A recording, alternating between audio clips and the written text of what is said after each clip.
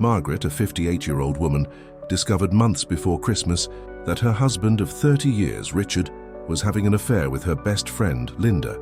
Instead of confronting them right away, she decided to plan her revenge for Christmas dinner when the whole family would be gathered. During the traditional meal, her adult son, David, unexpectedly exposes his father's betrayal in front of all the guests. But Margaret already had her own plan in motion, one that would change all their lives forever. I still remember the exact moment my world crumbled. It was October 15th, a Tuesday that started like any other in our suburban Connecticut home.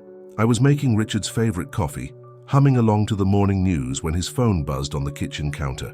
He was upstairs getting ready for another business trip to Boston. The message preview lit up the screen. "Linda, can't wait to feel you inside me again tonight, baby. Richard, you make me feel so alive." My hand froze halfway to the coffee pot. Linda, my best friend of 15 years, the woman who had held my hand through my mother's funeral, who had been my maid of honor when Richard and I renewed our vows just 5 years ago. I set the coffee pot down with trembling fingers and picked up his phone. No passcode. After 30 years of marriage, we'd never hidden anything from each other. Or so I thought. The messages went back months, dozens of them. Photos I wish I could unsee, plans for secret rendezvous, intimate conversations about how boring and cold I had become, how Linda understood him in ways I never could. "She's so predictable, Linda. Same routine every day. I feel like I'm suffocating. You deserve so much more, Richard. A woman who truly appreciates what an incredible man you are." I scrolled through message after message, each one a knife twisting deeper into my chest. They had been together in our bed while I visited my sister in Florida, in Linda's house while her husband was at work, in hotel rooms during Richard's supposed business trips. The worst part wasn't even the betrayal itself. It was reading how they mocked me. How Linda laughed about the Christmas sweater I'd bought her last year, calling it so Margaret, tasteless and desperate. How Richard complained about my cooking, my appearance, the way I'd gained weight after menopause. "Margaret has really let herself go," he'd written. "Sometimes I can barely stand to look at her." I heard his footsteps on the stairs and quickly placed the phone back exactly where I'd found it. When Richard walked into the kitchen, straightening his tie, I was pouring his coffee with steady hands. "Morning, sweetheart," he said, kissing my cheek like he had every morning for 3 decades, the same lips that had whispered sweet lies to Linda. "Morning," I managed, my voice surprisingly normal. "Don't forget you have that client meeting in Boston today." "Right, the Henderson account. Might run late, so don't wait up." He grabbed his phone, scrolled through it briefly, and slipped it into his pocket. "Linda called yesterday, by the way, something about Christmas dinner planning. You should call her back." The audacity was breathtaking. Standing in our kitchen, lying to my face while planning to spend the day with my best friend, then suggesting I call her to discuss the holiday dinner where they'd probably sit across from each other, sharing secret smiles while I played the unknowing fool. "I'll call her later," I said, turning back to the counter so he wouldn't see my face.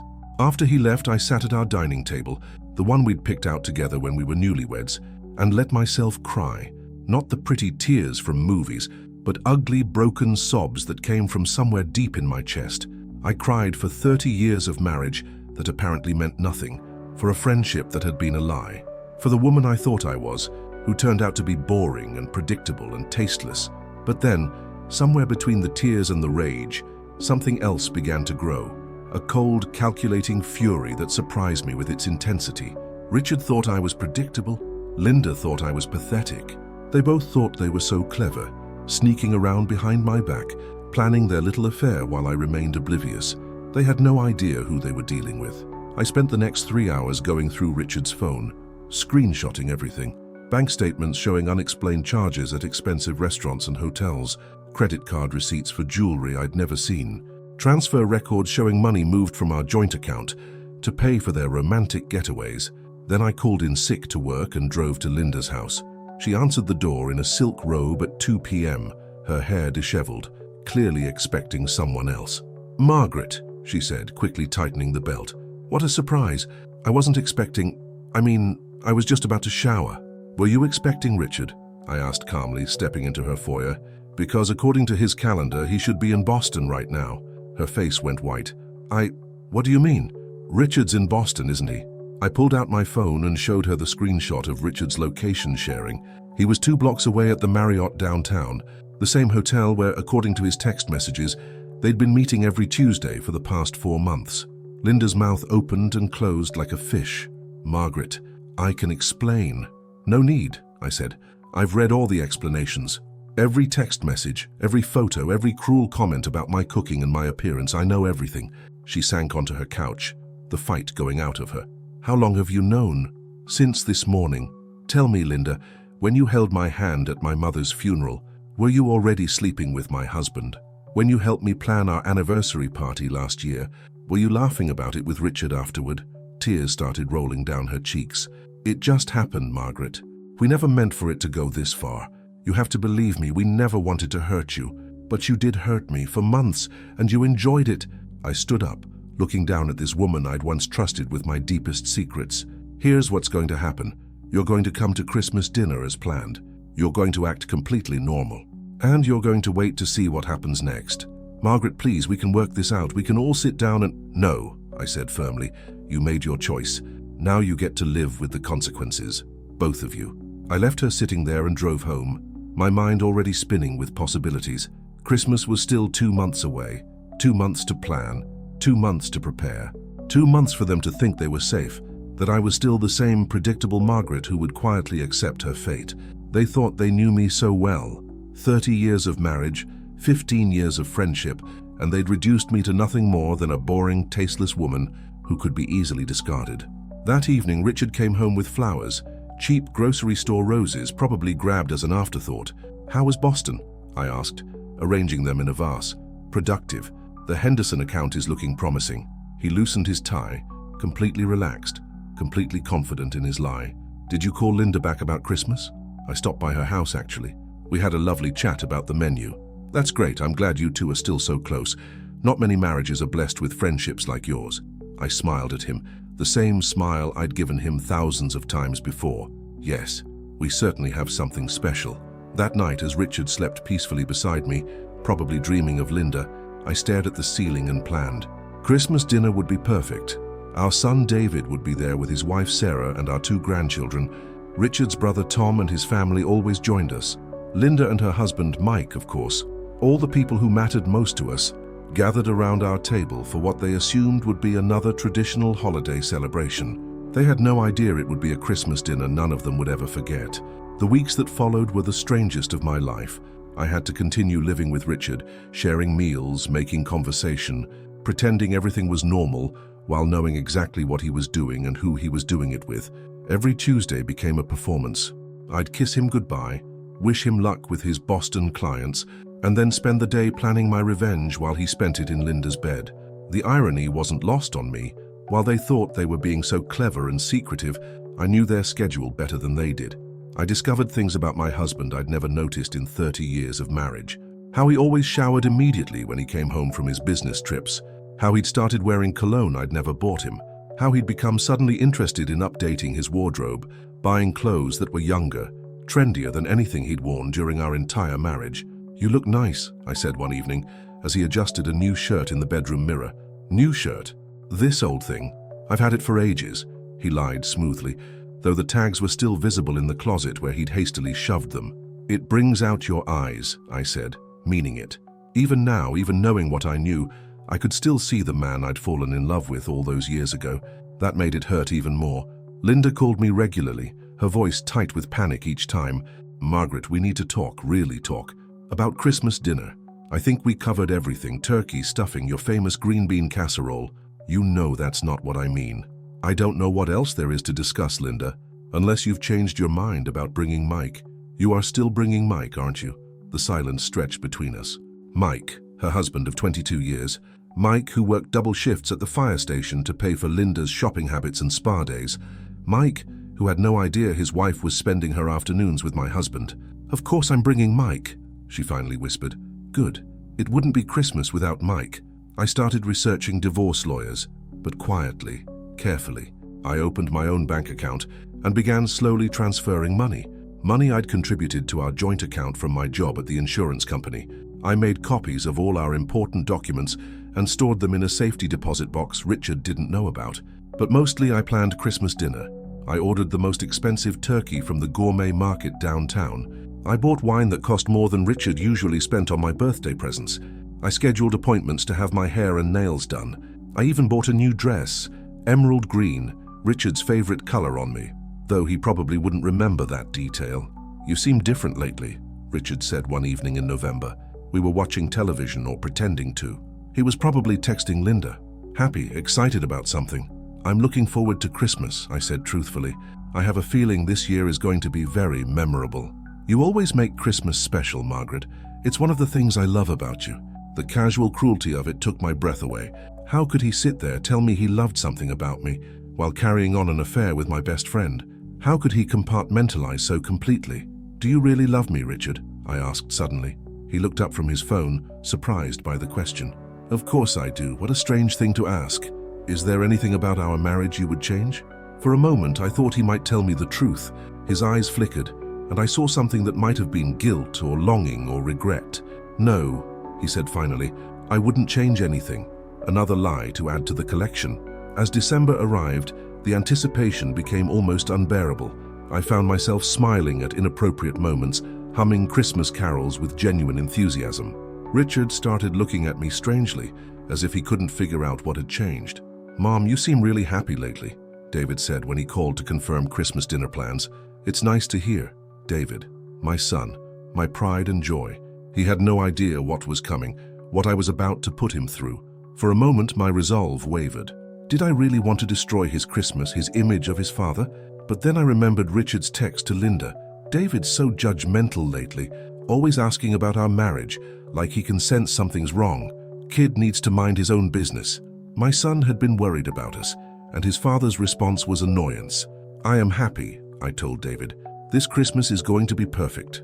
December 15th marked exactly 2 months since I discovered the affair, and I was ready to set the final pieces in motion. That morning, I did something I hadn't done in years. I called in sick to work and spent the entire day at the spa Linda had recommended months ago, back when I still thought she was my friend. The irony wasn't lost on me as I sat in the same chair where Linda probably relaxed after her afternoons with Richard. I got the full treatment: facial, massage, manicure, pedicure, and hairstyling. For the first time in months, I looked at myself in the mirror and liked what I saw. "You look radiant," the stylist said, fluffing my newly highlighted hair. "Special occasion?" "You could say that. I'm planning a surprise for my husband." When I got home that evening, Richard was already there, which was unusual. He was pacing the living room with his phone pressed to his ear, speaking in hushed tones. I know. We just need to be more careful. Christmas dinner will be fine, just act normal. I have to go, she's home." He hung up quickly when he saw me, but not quickly enough. "Who was that?" I asked innocently, setting down my purse. "Work. Henderson account stuff." The lie came so easily to him now. "You look different. Did you do something to your hair?" "Just a little trim." I smoothed my hands over the expensive blowout. "Do you like it?" He studied my face with an expression I couldn't quite read. "Yeah, it's really nice. You look beautiful, Margaret." For a split second, I saw something in his eyes that reminded me of the young man I'd married. But then his phone buzzed with a text message, and whatever moment we'd shared was gone. That weekend, I made a trip to visit my sister Claire in Hartford. What Richard didn't know was that Claire was a private investigator who specialized in divorce cases. I'd sworn her to secrecy months ago when I first reached out for advice. "Jesus, Margaret," she said, reviewing the evidence I'd compiled. "This is ironclad. The photos, the financial records, the hotel's charges. Richard's going to lose everything." "That's not enough," I said quietly. "I want them both to feel what I felt that morning in October. The shock, the humiliation, the complete destruction of everything they thought they knew about their lives." Claire leaned back in her office chair, studying me with professional interest. "What exactly are you planning for Christmas dinner?" I outlined my plan in detail. Claire listened without interruption, her eyebrows rising higher with each revelation. That's diabolical," she said finally. "Also completely legal, which I appreciate from a professional standpoint. But Margaret, are you sure about this? Once you detonate this bomb, there's no going back. Your marriage will be over. Your friendship with Linda will be destroyed. The fallout will affect everyone, including David and the grandkids. My marriage is already over," I said firmly. "Richard ended it the moment he decided Linda was worth more than 30 years with me. And Linda destroyed our friendship the moment she let him into her bed. I'm just making sure everyone else knows the truth." "What about David? Have you thought about how this will affect him?" I had thought about it. For weeks I'd agonized over involving my son in this mess. But David deserved to know who his father really was. He deserved to understand why his parents' marriage was ending before Richard could spin some story about us growing apart or me being impossible to live with. David's a grown man with children of his own, I said. He can handle the truth. Claire nodded slowly. All right then, let's make sure you have everything you need. She helped me set up the technical aspects of my plan. Hidden cameras, audio recording equipment, backup documentation stored in multiple locations. Everything had to be perfect. Time to the minute. You know, Claire said as we finished up, I've been doing this job for 15 years and I've never seen someone approach infidelity quite like this. Most people either explode immediately or try to pretend it's not happening. But you're playing chess while everyone else is playing checkers. The week before Christmas, Linda became increasingly frantic. She called me daily, her voice strained with barely contained panic. Margaret, please, we really need to talk before Christmas dinner. There's something important I need to tell you. Oh, what about? It's complicated. Can we meet for coffee, just the two of us? I'm so busy with Christmas preparations, Linda. You know how I like everything to be perfect. Can't it wait until after the holidays? The silence on the other end stretched so long I thought she'd hung up. Margaret, she said finally, her voice barely a whisper. Are you punishing us? Making us wait, making us suffer? I don't know what you mean, Linda. Punish you for what? You know what? If you have something to confess to me, Christmas dinner seems like the perfect time. We'll all be together, all the people we love most. Isn't that when we should share our most important truths? She hung up without another word. Richard, meanwhile, seemed torn between guilt and irritation. He'd catch me humming Christmas carols and get this bewildered expression, like he couldn't understand why I was so cheerful. He started working late more often, probably meeting with Linda to strategize about Christmas dinner. You've been acting strange for weeks, he said one evening, as we decorated our tree. It was a tradition we'd maintained for 30 years, even through the rough patches. Are you feeling all right? I feel wonderful, I said, hanging an ornament David had made in 3rd grade. Christmas has always been my favorite time of year. Family, traditions, everyone coming together. There's something magical about having all the people you love in one place. Margaret, he reached for my hand, and for a moment his touch felt familiar, comforting. Is everything okay between us? I mean, really okay? This was it. This was the moment he could have told me the truth, confessed everything, begged for forgiveness, tried to save our marriage. Instead, he was giving me one last chance to pretend I didn't know, to continue being the oblivious wife, while he and Linda carried on their affair. Everything's perfect, Richard. Why would you think otherwise? He squeezed my hand. No reason. I love you. You know that, right? I know exactly how much you love me, I said, meaning every word. 3 days before Christmas, I received a call that almost derailed everything. It was Mike, Linda's husband. Margaret, I hope you don't mind me calling. Linda's been acting so strange lately, and I thought maybe you'd notice something. You two are so close. My heart stopped. Did Mike know? Had Linda told him? Strange how? I managed to ask. Nervous, jumpy. She keeps checking her phone and getting upset about things that don't seem important. Last night I caught her crying in the bathroom, but when I asked what was wrong, she said it was nothing. Has she said anything to you? Poor Mike. Sweet, hard-working Mike who trusted his wife completely, just like I'd trusted Richard. You know how Linda gets around the holidays, I said carefully. She always wants everything to be perfect. I'm sure she's just stressed about Christmas dinner. Maybe you're right. She's been talking about Christmas dinner non-stop. You'd think it was the most important event in the world. Well, I said, looking at my reflection in the hallway mirror, at my newly styled hair and the subtle makeup I'd started wearing again, it is going to be very memorable. The day before Christmas Eve, I made my final preparations. I tested all the equipment Claire had helped me install. I confirmed the guest list one more time with everyone coming. I prepared a special playlist of music, songs from Richard's and my wedding, songs from important moments in our relationship, songs that would remind everyone of happier times before the bomb dropped.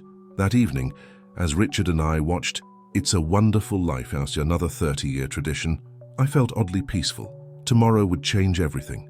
Tomorrow would hurt people I cared about, including myself, but tomorrow would also be the first day of my new life, a life built on truth instead of lies. Penny for your thoughts, Richard said during a commercial break. I looked at him, this man I'd loved for more than half my life, this man who'd thrown away everything we'd built together for afternoon quickies with my best friend. I was just thinking, I said, about how quickly things can change, how you can think you know someone completely and then discover you didn't know them at all. He shifted uncomfortably. That's kind of a dark thought for Christmas Eve. Is it? I think it's hopeful, actually. It means we're never stuck being the same person forever. We can always surprise people, even the ones who think they have us all figured out. Richard went to bed early that night, claiming he was tired. I stayed up until 2 a.m., wrapping the last of the presents and making final adjustments to my plan. When I finally went upstairs, he was sleeping soundly, snoring softly the way he had for 30 years. I stood in the doorway of our bedroom, looking at him one last time as my husband instead of my betrayer. Tomorrow he would hate me. Tomorrow everyone would see him differently. Tomorrow our marriage would officially end. But tonight, for just a few more hours, I could remember what it felt like to love him. If you've ever had to make an impossible choice between protecting yourself and protecting others, tell me in the comments, where in the world are you following Margaret's story? I have a feeling many of you understand exactly what she's going through. Christmas Eve morning arrived grey and cold, with a light dusting of snow that made everything look pristine and innocent. I woke up before Richard, which had become my habit over the past 2 months. Those early morning hours alone had become sacred to me. Time to prepare mentally for another day of pretending everything was normal. I made coffee and sat at the kitchen table, going over my final checklist. The hidden cameras were positioned perfectly throughout the dining room and living room. The audio equipment was tested and ready. All the evidence was compiled and loaded onto multiple devices. Everything had to be perfect, because there would be no second chances. Richard came downstairs around 8, already dressed in the expensive sweater I'd bought him last Christmas, back when I still believed in us. "Big day today," he said, pouring his coffee. "Are you ready for the chaos?" "I've never been more ready for anything in my life," I said truthfully. He gave me an odd look. "You know, Margaret, you've been different these past few weeks. Happier, more, I don't know, energetic. It's nice to see. If only he knew that my happiness came from anticipating his downfall. I'm just excited to have everyone together," I said. "Family means everything to me, Richard. Loyalty, trust, honesty, those are the values that matter most." Something flickered across his face. Guilt, maybe, or recognition of the trap he'd walked into. But then his phone buzzed, and whatever moment of self-awareness he'd had disappeared as he read what I knew was a text from Linda. "I need to run some errands," he said, grabbing his keys. "Last-minute Christmas stuff." "Of course you do." I watched him leave, knowing he was going to see Linda one final time before tonight's dinner. They probably needed to coordinate their stories, make sure they could act normal around all our family and friends. What they didn't know was that I'd already won. Around noon, David called to confirm the time for dinner. 6 o'clock sharp, I told him. "And David, make sure you bring that new video camera you got. I want to record this Christmas dinner. Something tells me it's going to be one we'll all remember forever." "That's a great idea, Mom. Sarah will love that. You know how she is about family videos." "Perfect. Oh, and David, could you do me a favor and sit across from your father tonight? I want to make sure we get good shots of everyone." "Sure thing. Hey, Mom, you sound really good, really confident." "I feel confident, sweetheart. For the first time in months, I feel like I know exactly who I am and what I'm doing." The afternoon passed in a blur of cooking and preparation. I made all of Richard's favorite dishes, the prime rib he loved, the potatoes au gratin his mother used to make, the chocolate cake from our wedding. If this was going to be his last meal as my husband, I wanted it to be memorable for all the right reasons, before it became memorable for all the wrong ones. Linda arrived at 4:30, 2 hours early, with her signature green bean casserole and a face full of barely controlled panic. "Margaret, we really need to talk," she said the moment she stepped into my kitchen. "Of course. Let me just check on the roast." I opened the oven, taking my time, letting her anxiety build. "You look lovely tonight, Linda. That's a new dress, isn't it?"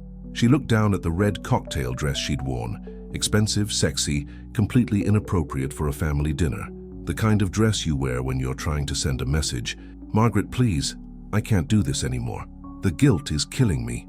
I turned to face her, and for the first time in 2 months, I let her see exactly what I was thinking. "The guilt?" I said quietly. "What guilt, Linda?" She began to cry. Real tears, not the crocodile tears she'd probably practiced in the mirror. "You know, God help me, you know everything, don't you? I know that my best friend has been sleeping with my husband for months. I know that you've been laughing about me behind my back, calling me boring and predictable and tasteless. I know that you've been in my bed, wearing my nightgowns, probably using my shampoo after you shower together. Linda sank into one of my kitchen chairs, her face buried in her hands. How long have you known? Since October 15th, the morning Richard left his phone on the counter with your sexts lighting up the screen. 2 months? She looked up at me in horror. You've known for 2 months and you didn't say anything? What was there to say? You made your choice. Richard made his choice. Now you both get to live with the consequences. What are you going to do? I smiled at her, the same warm smile I'd given her thousands of times over 15 years of friendship. I'm going to serve Christmas dinner to my family and friends. We're going to eat good food, exchange gifts, and make memories. Isn't that what Christmas is all about? Margaret, please, Mike doesn't deserve this. Whatever you're planning, he doesn't deserve to be hurt. You're absolutely right, I agreed. Mike doesn't deserve this. Just like I didn't deserve to find out my husband was cheating with my best friend. Just like I didn't deserve to read text messages about how boring and predictable I am. Just like I didn't deserve to spend 2 months pretending I didn't know my entire life was a lie. We never meant for it to happen this way. Stop. I held up my hand. Don't you dare try to minimize this. You didn't accidentally fall onto my husband's dick, Linda. You made a choice. Every single time. You chose to betray me. You chose to mock me. You chose to destroy everything we built together. So don't stand in my kitchen and tell me you never meant for it to happen. She was crying harder now, mascara running down her cheeks. What do you want me to do? I want you to go home, fix your makeup, and come back here at 6 o'clock with Mike and a smile on your face. I want you to act like the loving friend you've been pretending to be for the past 2 months. And I want you to remember that whatever happens tonight, you did this to yourself. She left without another word, probably to call Richard and warn him that I knew everything. It didn't matter. In fact, I was counting on it. Richard came home at 5:15, his face pale and his hands shaking. He found me in the dining room, lighting candles and arranging flowers. Margaret, he said carefully, we need to talk. Do we? About what? Linda called me. She's upset about something. She said you two had words. I continued arranging the centerpiece, taking my time with each flower. Linda's been under a lot of stress lately. I think the holidays are getting to her. She seemed to think you knew about... He trailed off, unable to say the words. Knew about what, Richard? For a long moment, we stared at each other across the dining room table where we'd shared thousands of meals, where we'd helped David with his homework, where we'd planned our future together back when we still had one. Nothing, he said finally. Never mind. Even now, even knowing that I knew, he couldn't find the courage to tell me the truth. He was going to make me be the bad guy, make me be the one to destroy Christmas dinner, because he was too much of a coward to confess. That sealed it. Whatever small part of me that might have been willing to handle this privately, quietly, disappeared completely. At 5:45, I went upstairs to change into my new emerald green dress. It fit perfectly, hugging curves I'd forgotten I had. I did my makeup carefully, applied the expensive perfume Richard had bought me for our anniversary, back when he still cared enough to remember what I liked. When I came back downstairs, Richard was pacing the living room in his good suit. You look, he started, then stopped. You look beautiful. Thank you. I checked my watch. They should be here soon. The first to arrive were David and Sarah with the kids, Emma, 8, and Tyler, 5. They burst through the door with the energy that only children can bring to Christmas, and for a moment, my resolve wavered. These innocent babies were about to witness something that would change how they saw their grandfather forever. But then, Emma hugged my legs and said, Grandma, you look so pretty, like a movie star. And Tyler added, Are we going to open presents after dinner? I can't wait. They deserve to grow up in a family built on truth, not lies. They deserve to know that actions have consequences, that betrayal isn't something you just sweep under the rug. We're going to have a very special Christmas dinner, I told them. One you'll remember for the rest of your lives. David set up his video camera in the corner of the dining room, exactly where I'd suggested. Perfect angle, Mom. We'll get everyone in the shot. Perfect indeed, I murmured, thinking about how Claire would use this footage in court. At exactly 6 o'clock, the doorbell rang. Richard's brother Tom and his family had arrived, followed immediately by Linda and Mike. Linda looked like she'd been crying despite her fresh makeup, and she kept glancing nervously between Richard and me. Mike looked completely normal, happy, relaxed, carrying a bottle of expensive wine and wearing the ugly Christmas sweater Linda always bought him. Margaret, Mike hugged me warmly. You look fantastic. Doesn't she look fantastic, Linda? Linda managed a weak smile. Yes, beautiful as always. Well, I said, looking around at all the people gathered in my living room, my family, my friends, The people who thought they knew me. Shall we sit down to dinner? I have so many things I want to share with all of you tonight. Where are you watching this story unfold from? I'd love to know which corner of the world is following Margaret's Christmas dinner. Something tells me the next few minutes are going to be unforgettable. We gathered around the dining room table that had hosted 30 years of family celebrations, and I couldn't help but notice how perfectly everyone had positioned themselves. David sat directly across from Richard, just as I'd requested, with his video camera capturing every angle. Linda had chosen the seat furthest from me, as if distance could somehow protect her from what was coming. Mike sat beside her, completely oblivious, already complimenting the table setting and asking about the wine selection. "This looks incredible, Margaret," Sarah said, helping Emma and Tyler into their booster seats. "You've really outdone yourself this year." "Thank you, sweetheart. I wanted tonight to be perfect, special, the kind of dinner that changes everything." I caught Richard's eye across the table and saw him swallow hard. As I served the prime rib, I made cheerful conversation about the weather, the children's school activities, Tom's recent promotion at work. Normal, comfortable family chatter that made what was coming feel even more dramatic by contrast. "So, Linda," I said as I placed her plate in front of her, "how's your marriage been lately? You and Mike seem as happy as ever." Linda's fork clattered against her plate. "Oh, you know, the usual ups and downs." "Really? I thought things were going exceptionally well for you this year. All those new experiences, new adventures." Mike beamed at his wife. "Linda's been like a new woman lately.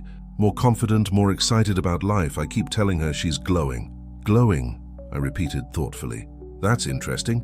I wonder what could cause such a dramatic change in someone." Richard had gone completely pale and was barely touching his food. Tom, ever the protective brother, noticed his distress. "You feeling all right, Rich? You look a little green around the gills." "Just tired," Richard managed. "A long week at work." "Oh yes, all those business trips to Boston," I said brightly. "The Henderson account has been keeping you so busy. Tell everyone about the Henderson account, Richard. I'm sure they'd love to hear about all the work you've been doing there." The silence stretched uncomfortably. Even David was looking puzzled by the strange tension in the room. "Actually," I continued, reaching for the wine, "I have something special planned for tonight. A little presentation, you might say. But first, let's enjoy our meal. After all, this might be the last time we're all together like this." "What do you mean, the last time?" Emma asked innocently. "Well, sweetheart, sometimes families change. Sometimes people make choices that affect everyone they love. Sometimes the people we trust most are the ones who hurt us the deepest." "Margaret," Richard said quietly, a warning in his voice. "What? I'm just making conversation. Isn't that what families do at dinner? Share what's on their minds?" I stood up and walked to the sideboard where I'd placed my laptop, hidden behind a decorative Christmas arrangement. In fact, I thought tonight would be the perfect time to share some photos from this year. A little slideshow of memories. "That sounds lovely," Sarah said, though she was clearly picking up on the tension. "David, make sure you're getting this on camera." "Oh, David's definitely going to want to record this," I said, opening my laptop. "Trust me." Linda had gone completely white. She kept glancing toward the door as if calculating how quickly she could escape. Richard was gripping his wine glass so tightly I thought it might shatter.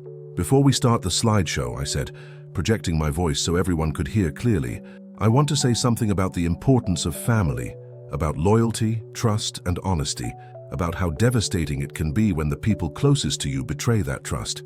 "Mom," David said slowly, "what's going on?" "I'm getting to that, sweetheart. You see, I've learned some very interesting things this year. About friendship, about marriage, about the people we think we know."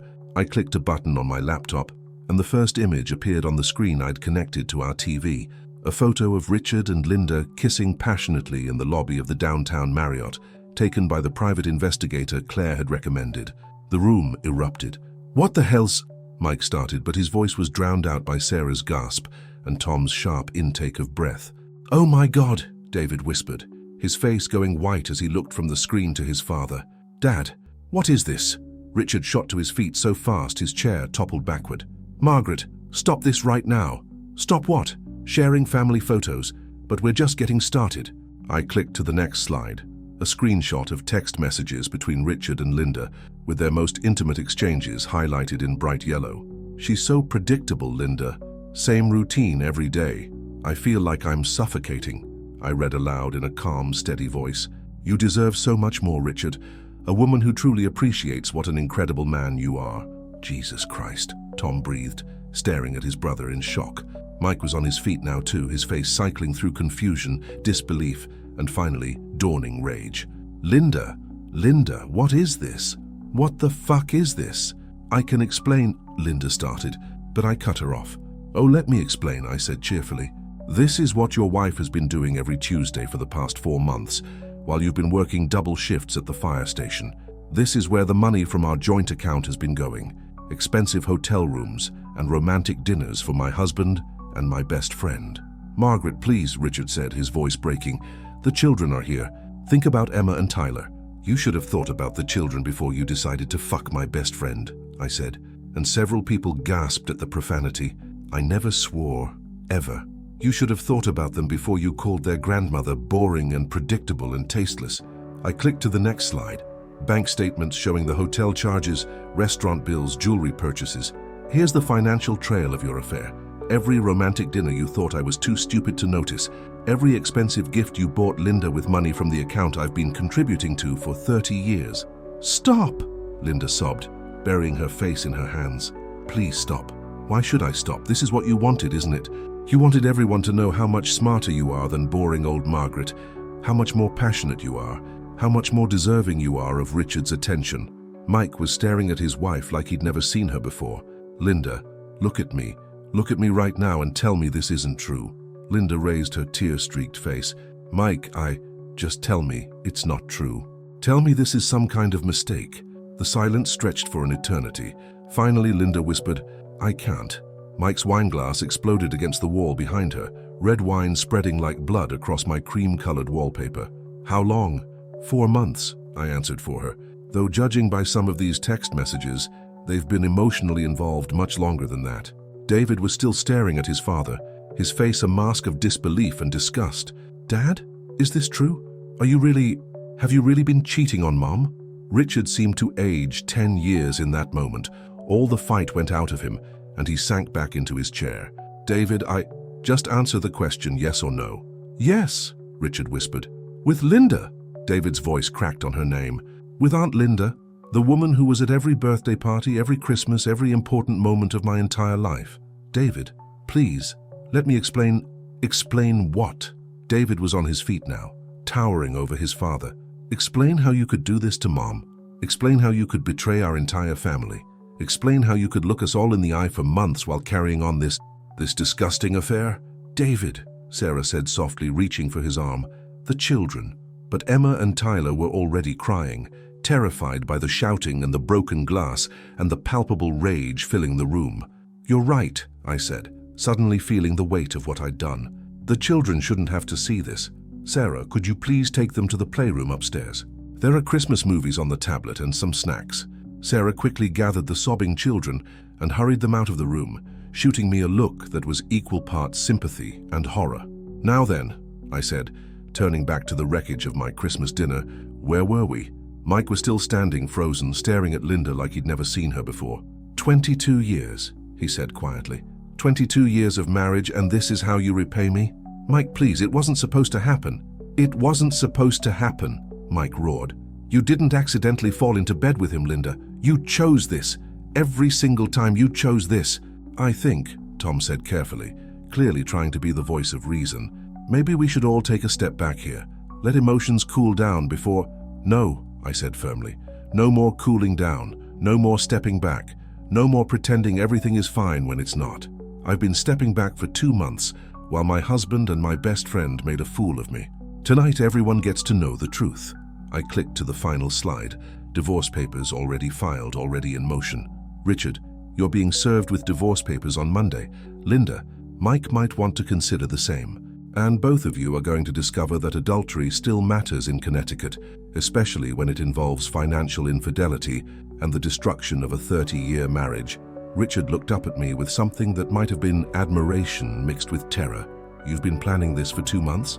I've been planning this since the moment I found out who you really are, I said. The moment I realized that the man I married, the man I trusted with my life, my heart, my future, never actually existed. You're a stranger, Richard. A stranger who looks like my husband, but acts like someone I've never met. Mom, David said quietly, and I could hear the tears in his voice. Mom, I'm so sorry. I'm so sorry you had to go through this alone. I wasn't alone, sweetheart. I had my sister Claire helping me, and I had my own strength. Strength I didn't even know I had until I needed it. I looked around the room at the devastation I'd created. The overturned chairs, the broken glass, the tears, the rage, the utter destruction of what had once been a family. You know what the funny thing is, I said to Richard and Linda. You were right about me. I was predictable. I was boring. I was the same Margaret I'd been for 30 years, content with my quiet life and my small pleasures. But you changed that. You turned me into someone new, someone who fights back, someone who refuses to be a victim. I closed my laptop with a decisive click. Dinner is over. The aftermath of my revelation was like watching a controlled demolition in slow motion. Everyone seemed frozen in place, processing the magnitude of what had just happened. The elegant Christmas dinner I'd spent weeks planning had become a battlefield, and I was the only one left standing. Mike was the first to move. He walked slowly around the table to where Linda sat sobbing, her mascara creating dark rivers down her cheeks. For a moment I thought he might comfort her, might try to salvage something from the wreckage of their marriage. Instead, he leaned down and spoke in a voice so quiet and controlled, it was more terrifying than his earlier shouting. 22 years, Linda. 22 years of me working double shifts so you could have your spa days and your shopping trips. 22 years of me believing you when you said you loved me. And this whole time you've been laughing at me with him. Mike, please, don't. He held up his hand. Don't say another word. I can't even look at you right now. He turned to me and I was surprised to see something like gratitude in his eyes. Margaret, thank you. Thank you for having the courage to show me who I married. I'm sorry you had to be the one to do it. Mike, I'm sorry you had to find out this way. You deserve so much better than this. He nodded, then looked back at Linda one last time. I'll be staying at the firehouse tonight. Don't be there when I come home tomorrow to get my things. Linda's sobs intensified as Mike walked out, his footsteps echoing through the house until the front door closed with a finality that made everyone flinch. Well, Tom said into the silence, this has been... Jesus, Rich, what were you thinking? Richard was staring at his hands, completely defeated. I don't know. I honestly don't know. You don't know? David's voice was raw with emotion. You don't know how you ended up destroying our family. You don't know how you could do this to Mom, to all of us? David, please. No, Dad. No excuses, no explanations. I want to know how the man who taught me about honor and integrity and keeping your word could do something like this. Richard finally looked up and I was shocked to see tears streaming down his face. I felt trapped, old, invisible. Your mother and I, we'd fallen into this routine and I felt like I was disappearing. So you decided to have an affair instead of talking to your wife about it? Tom asked incredulously. It wasn't supposed to go this far. Linda and I, we were just friends. And then one day she was upset about something with Mike and I was feeling neglected and we had too much wine and... Stop, I said firmly. Just stop. Don't you dare try to make this sound romantic or accidental. You made a choice, Richard. Every single day for 4 months you made a choice to betray me. You're right, he said quietly. You're absolutely right. And I know saying I'm sorry doesn't mean anything now, but Margaret, I am sorry. I'm so goddamn sorry. Sorry you did it, or sorry you got caught. The question hung in the air like smoke. Richard opened his mouth, then closed it, and I had my answer. Linda had stopped crying and was now staring at me with something that looked like awe. How did you do it? How did you know for 2 months and never give anything away? Practice, I said simply. 30 years of being married to a man who apparently thinks I'm stupid gave me a lot of practice at hiding what I'm really thinking. You're not stupid, she whispered. God, Margaret, you're the smartest person I know. You played us completely. I didn't play anyone. I just stopped pretending to be blind when the truth was right in front of me. David was still staring at his father with disgust. How many times, Dad? How many times did you lie to my face about where you were going, what you were doing? David, I never wanted you to get hurt. But I did get hurt. We all did. And not just tonight. I've been worried about you and Mom for months, sensing something was wrong but not knowing what. I asked you about it, remember? And you told me everything was fine, that I was imagining things. Richard winced. I remember. So you lied to me too. You made me doubt my own instincts because it was easier than admitting what you were doing. Sarah returned then, having settled the children upstairs. She surveyed the wreckage of the dining room, the overturned chairs, the broken glass, the tear-stained faces, and went straight to David's side. How are Emma and Tyler? I asked. Confused and scared, but they're okay. They're watching Frozen and eating Christmas cookies. She looked around the room again. What happens now? Now we clean up the mess, I said, starting to gather the scattered papers and laptops, literally and figuratively. Margaret, Richard said suddenly, what you did tonight, planning this, orchestrating everything. I've never seen this side of you before. That's because you stopped really looking at me years ago. You saw what you expected to see, the boring, predictable wife who would never question you or challenge you or fight back. But I've always been more than that. You just chose not to notice. I see that now. Too late. Tom stood up, clearly uncomfortable with the entire situation. Rich, I think you should come stay with us tonight. Give everyone some space to process this. That's very kind of you, Tom, I said, but Richard won't be staying here regardless. I've already changed the locks. Everyone stared at me. Even Linda stopped sniffling. You changed the locks? Richard asked. This morning, while you were having your final rendezvous with Linda. A locksmith friend of Claire's came by, very discreet, very professional. Your clothes are packed and in the garage. You can pick them up on your way out. Jesus, Margaret, Tom breathed. You really did think of everything. I had 2 months to plan. I used the time wisely. David was looking at me with something that might have been pride mixed with concern. Mom, are you going to be okay? I mean really okay. I'm going to be better than okay, sweetheart. For the first time in years, I'm going to be exactly who I am. Not who someone else expects me to be. But 30 years of marriage, all those memories, all that history, the good memories are still good, David. They happened. Your father and I had many beautiful years together before he decided they weren't enough for him. I'm not going to pretend those years didn't exist, but I'm also not going to let them trap me in a relationship built on lies. Linda finally spoke again, her voice hoarse from crying. What about us? Our friendship? 15 years, Margaret. Doesn't that mean anything? I looked at her for a long moment. This woman who had been my closest friend, my confidant, my sister in everything but blood. It meant everything, I said quietly. That's what makes your betrayal so devastating. If you had been just an acquaintance, just some random woman Richard met at a bar, it would have hurt less. But you knew me. You knew my insecurities, my fears, my dreams. You knew exactly how to hurt me most deeply, and you chose to do it anyway. I never meant to hurt you. Yes, you did. Every time you laughed at my cooking, every time you mocked my clothes, every time you rolled your eyes when Richard complained about me, you meant to hurt me. You just thought I'd never find out. Linda buried her face in her hands again. You're right. God help me, you're right. I know I'm right. And I know that 15 years of friendship is over. Some betrayals can't be forgiven, Linda. Some wounds don't heal. So what happens now? David asked. With the family, I mean, how do we move forward from this? I looked around the room at what remained of my family. My son, struggling to reconcile the father he'd respected with the man who'd been revealed tonight. My daughter-in-law, trying to process how this would affect her children. My brother-in-law, probably wondering how well he really knew his own brother. And Richard, sitting in ruins of his own making. You move forward by choosing to be better than this, I said. David, you move forward by remembering that your father's choices don't define you, and by making sure you never make the same mistakes with Sarah and the children. Tom, you move forward by being honest with your wife about what happened here tonight, because secrets destroy families. And Richard, I turned to face my husband, soon-to-be ex-husband, directly. You move forward by living with the consequences of your choices. You lost a wife who loved you for 30 years, a son who respected you, grandchildren who adored you, and a family that trusted you. You traded all of that for afternoon sex with my best friend. I hope it was worth it. Richard was crying again, silent tears that spoke to the magnitude of what he'd destroyed. Margaret, is there any chance, any possibility that we could work through this? Counseling, therapy, whatever it takes. No, I said without hesitation. There isn't. You didn't just cheat on me, Richard. You humiliated me. You mocked me. You made me feel like I was losing my mind when I sensed something was wrong. You turned my best friend against me. You stole money from our joint account to fund your affair. And you would have kept doing it indefinitely if I hadn't caught you.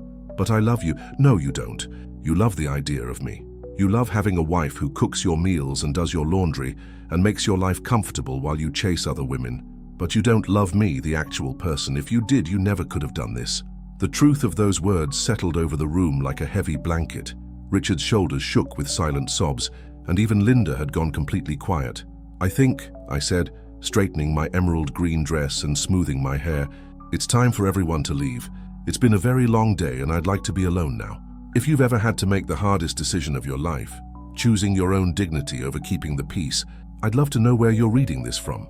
Sometimes the strongest thing we can do is walk away, no matter how much it hurts. 6 months later, I was sitting in my garden on a warm June morning, sipping coffee and reading the final divorce decree that had arrived in the mail the day before. The papers made it official. 30 years of marriage were now legally over, and I was officially Margaret Sullivan again, not Margaret Hartwell. The settlement had been generous thanks to Connecticut's adultery laws and the evidence I'd compiled.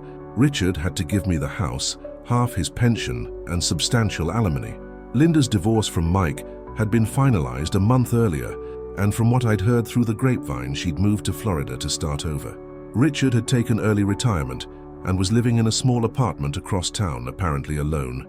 I hadn't spoken to either of them since that Christmas night. My phone rang, interrupting my peaceful morning. It was David, calling as he did every Sunday since the divorce was finalized. "Morning, Mom, how are you feeling today?" "Good, sweetheart, really good, actually. I was just reading the final papers." "How does it feel being officially divorced, I mean?" I considered the question carefully. "Free," I said finally. "It feels free. I'm proud of you, you know, for everything you did, how you handled it all. I know it couldn't have been easy." "It wasn't easy, but it was necessary. How are Emma and Tyler doing? Are they still asking about Grandpa?" David sighed. "Sometimes. Emma's starting to understand a little more. She's old enough to grasp that adults sometimes make bad choices that hurt people they love. Tyler's mostly just confused about why we don't see Grandpa Richard anymore." "And what do you tell them?" "The truth, age appropriately. That Grandpa made some choices that hurt people, and sometimes when people hurt us badly, we need space to heal. Sarah's been amazing with them through all this." After Richard's betrayal was exposed, David had struggled with whether to maintain a relationship with his father. They'd had several painful conversations, but ultimately David had decided that while he couldn't forgive what Richard had done, he wouldn't cut him off completely. They saw each other occasionally, always tense, stilted meetings that bore no resemblance to their former close relationship. "I ran into Mike yesterday," David continued. "He looks good, Mom, really good. Lost weight, seems happier." "I'm glad. Mike deserved better than what Linda gave him." Mike and I had become unlikely friends in the aftermath of our spouse's affair.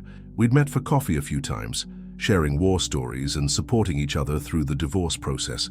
He'd started dating someone new, a teacher at the elementary school where he sometimes gave fire safety presentations.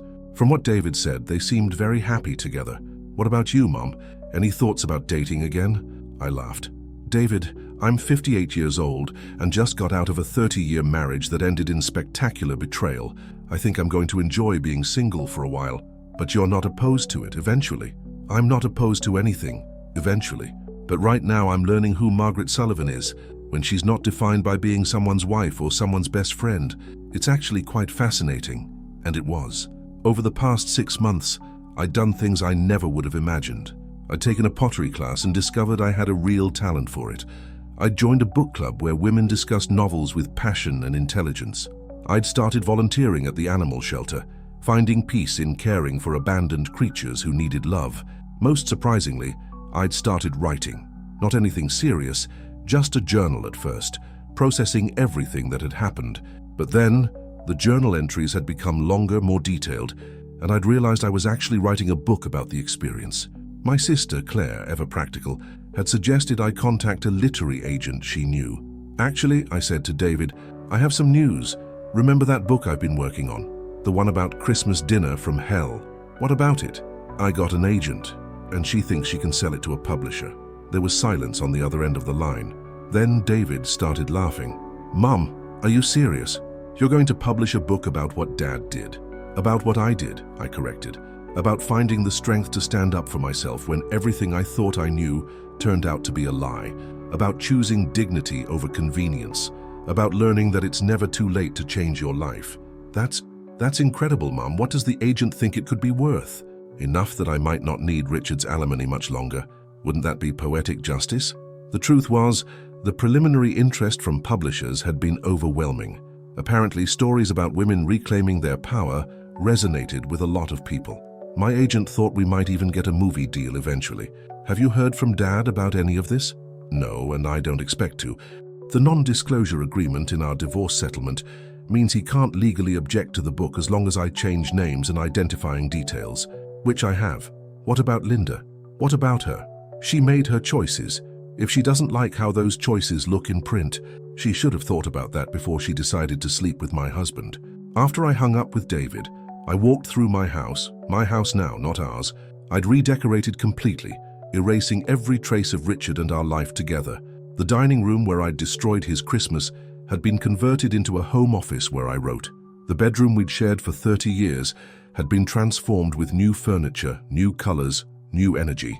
The only room that remained unchanged was the kitchen, because I'd always loved cooking, and I wasn't going to let Richard's betrayal take that away from me. I was making lunch when the doorbell rang. Through the peephole, I saw a delivery truck and a young man holding an enormous bouquet of flowers. "Margaret Sullivan? That's me. Delivery for you, ma'am." The flowers were gorgeous, exotic blooms I didn't recognize in shades of purple and gold. The card read, "To the strongest woman I know, congratulations on your book deal. Love, Claire." My sister had been my rock through everything. She'd provided the legal expertise, the investigative support, and most importantly, the unwavering belief that I was doing the right thing. Without Claire, I never would have had the courage to plan that Christmas dinner confrontation. As I arranged the flowers in a vase, my phone rang again. This time it was an unknown number. "Hello? Is this Margaret Sullivan?" The voice was female, young, nervous. "Yes, it is. Who's calling?" "My name is Jessica Chen. I'm a journalist with the Hartford Courant. I'm doing a story about women who found creative ways to deal with infidelity, and your name came up. I was wondering if you'd be willing to talk about what happened at your Christmas dinner last year." Word had gotten out, despite my efforts to keep things quiet. Apparently, David's video of the dinner had been seen by more people than just our family. Someone had talked, and the story had taken on a life of its own. "I'm not sure I'm interested in talking to the press," I said carefully. "I understand your hesitation, but Mrs. Sullivan, your story has inspired a lot of women. The way you took control of the situation, the way you refused to be a victim, it's given hope to people who feel trapped in similar circumstances." I thought about that. Over the past few months, I'd received several messages through social media from women who'd heard various versions of my story. They thanked me for showing them that they didn't have to accept betrayal quietly, that they had options beyond suffering in silence. "If I were to speak with you," I said, "it would be on the condition that you focus on the empowerment aspect, not the sensational details." "Absolutely. That's exactly the angle I want to take." We set up an interview for the following week. That evening, I sat in my garden again, watching the sunset and reflecting on how dramatically my life had changed.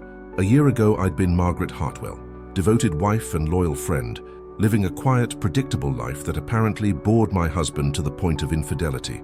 Now I was Margaret Sullivan, best-selling author-to-be, sought-after interview subject, and most importantly, a woman who knew her own worth. My phone buzzed with a text message from an unknown number. "Margaret, it's Richard. I heard about your book deal. I know I have no right to ask, but could we talk? There are things I need to say to you." I stared at the message for a long time, then deleted it without responding.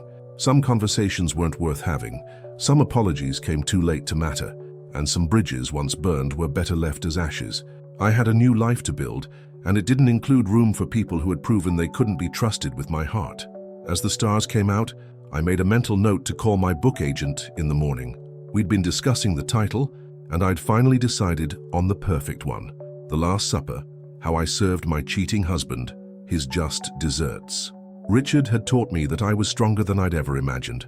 Linda had taught me that I could survive the loss of even my closest friendships. And Christmas dinner had taught me that sometimes the most loving thing you can do for yourself is refuse to accept less than you deserve. It had taken me 58 years to learn those lessons, but better late than never. I raised my coffee mug in a toast to the empty garden. "Here's to new beginnings," I said aloud, "and here's to never being anyone's fool again." The future stretched out before me, uncertain but full of possibility. For the first time in decades, I couldn't wait to see what came next.